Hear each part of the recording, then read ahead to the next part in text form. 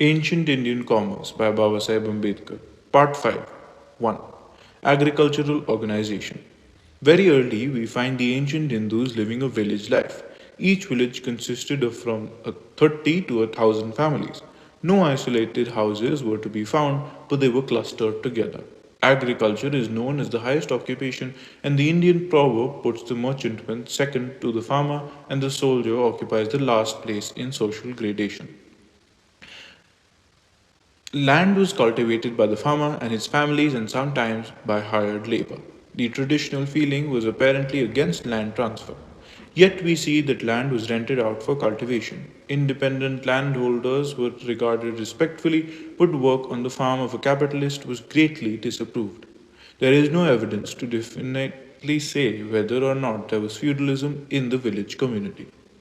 There was a great deal of cooperation among villagers for building and repairing roads and tanks and municipal buildings.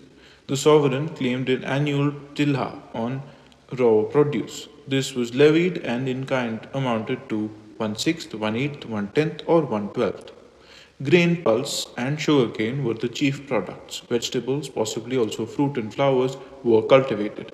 Rice was reckoned as the staple article of food. Agriculture was a common occupation where even we see the Brahmin figuring as a goat herd and both as a small and large landholder without losing his caste. The love of the ancient Hindu and for that matter of the modern for agriculture transcends that of the ancient Greek and is just manifested in the worship of the cow. The Hindu devotion to the cow has been an enigma to most of the foreigners and, above all, has also been efficient lore in the hands of those half baked theological failures who go to India to conduct their missionary propaganda for blackmailing the Hindu. The origin of cow worship is as much economic as the Roman practice of not offering wine to the gods from unpruned vines. The cow, and for that matter all draft animals, is the soul of the farmer. The cow gives birth to oxen, which are absolutely necessary to the cultivation of the farm. If we kill the cow for meat, we jeopardize our agricultural prosperity. With full foresight, the ancient Hindu tabooed cow flesh and thus prevented cow killing. But man hardly pays any attention to dry rulings.